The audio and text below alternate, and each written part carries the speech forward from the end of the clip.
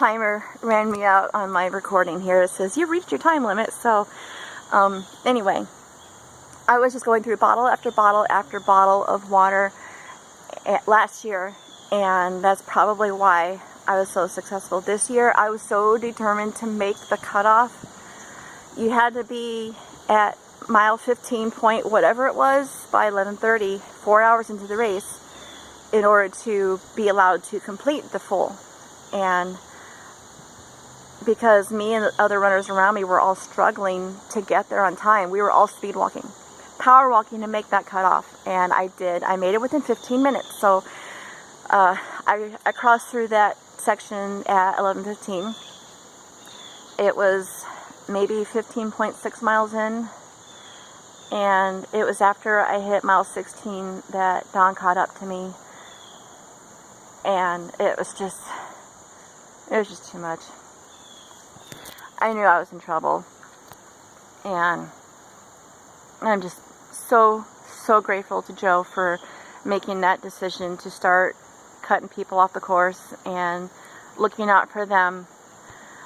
There were people still out there who probably finished about the time I would have finished, but they'd already made their turn onto the road. I don't know, maybe they fought their way for it. Maybe they told the guys in the bicycles that, you know what, I'm going to be alright. I want to do this anyway. When they got to me, they're like, Joe wants you to finish now. So, I was not going to argue with them. And like I said, it's a lot to sink in that the first time in my running life, since I started, sorry, my hand's falling asleep, since I started running over 6 years ago, that was the first race I was not able to do. I was not able to finish. Granted, I got through almost 21 miles of it. That's a long way to go, but when I ran 20 miles on September 1st, I finished in 4 hours and 37 minutes. I got through 20.6 miles, I think it was, in 5 hours and 37 minutes. So, it was just not a good day. They knew it was going to be like that. They took every precaution they could think of for the runners to get us through that race without calling it quits, they couldn't start earlier, because there was just way too much to do with barge traffic and railroads and all the other stuff they had to deal with. They're like, there's no way we can change the time now. But next year, we're going to start half an hour early. Since the past 3 years, it's been hot. And this year was the hottest of all of the races they've done. So, they decided next year they'll start at 7 a.m.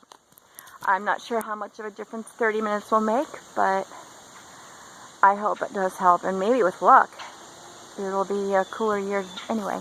Not likely, but maybe. So, I don't know yet if I'm going to run it next year.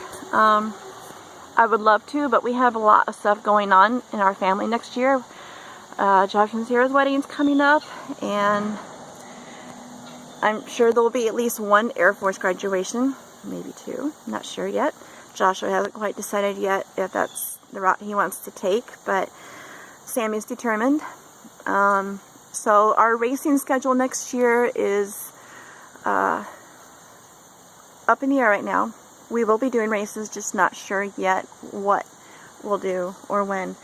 I would like to do the Hennepin 100 50K, which is a night race on the trail, the Hennepin Canal Trail. And Don is actually doing the 50 mile, which is next Saturday, October 7th. Starts in Sterling, Illinois, and runs to Wyandotte, Illinois. Point to point, 50 miles. And the 100 race turns at that point and goes back out to Kelowna, Illinois, where they finish. But the 50K, that starts at 7 a.m. I think, or 7:30. I think it's 7 a.m. And then the 50K doesn't start until 5:30 p.m.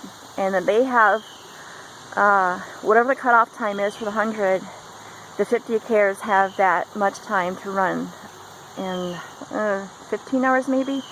I could totally do that. I did my 50K in over 9 hours last year in Chicago, and that was only because the last 5 miles I had to walk it. But I would love to try the 50K, but next year probably not going to happen because we're thinking that Joshua's wedding will be probably the same weekend. So maybe the following year. But I would like to plan for something big next year. I just don't know what it will be. But my biggest thing is going to have to be in cooler weather. I can plan my training. I can do my training runs on cooler days. But when it comes to race day, you can't work your way around that. You just have to take it. So if I find a cooler race time of year to do, if any of that makes sense, then I'll pick that one. I'm considering doing the honoring our heroes marathon, which this year is November 18th. I'm still thinking about doing that. But it's a 4.5 hour drive from here, and because we've already got so many things scheduled with hotels and races and stuff, and Don's time off from work, that I don't know if I can do that one too. And Christmas is coming up, so but that's in Rolla, Missouri. It's a point-to-point marathon, and I would love to see if I can maybe do that next year if I can't do it this year. There's also Des Moines, which is October 15th this year, which could still be pretty warm, so I don't know. I don't know if I'm going to attempt to do another one this year or just cut my losses and wait for next year to find something in cooler weather to do. But I think, at any rate, because I love Joe's race so much, I love Quad Cities race, and he is such an awesome dude. He knows me from Facebook, and he told me he loves my spirit. He loves how positive I am on their Facebook page, and how I'm just always so interactive with them. And I would love to run his maybe his half marathon next year. So even if it's really hot and starts a half an hour sooner, there's no reason why I can't do that. I made it through the first half this year. Granted, I was running for, I don't know, about 4 miles before that, but I mean walking. But still, if I knew I was only running the half, I'd be able to pull it off. No big deal. These darn gnats. So, alright, I'm done chatting your ear off. I am so sorry I had to cut this into 2 separate videos. My phone only records for 32 minutes, I think. And I'm not a YouTuber. I do not know what I'm doing. I don't know how to cut or edit videos together. So, therefore, this video will be part 2 and not put together with the same super long one I already just made. And I promised you guys I wasn't going to do a long Facebook post this year. So my apologies for making this video to watch. These 2 videos 40 minutes long. But if you stuck through and watched the whole thing, thank you so much. Thank you for giving me your support. Thank you for encouraging me along the way through Facebook, by following me during my training and just being there for me. You have no idea how much it means to me knowing that I have my Facebook family, my family and my friends who support me, inspire me and encourage me to go.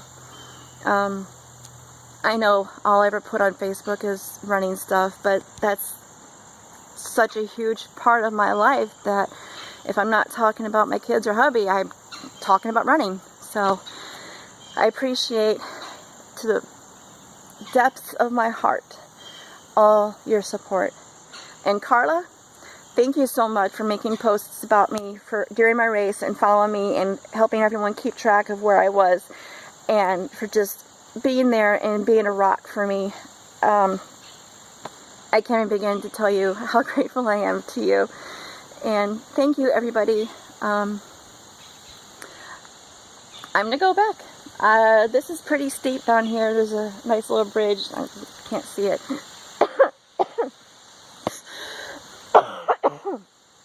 Sorry. But I'm just going to go back the way I came. And yeah. So I'm going to call it from here. Thank you again.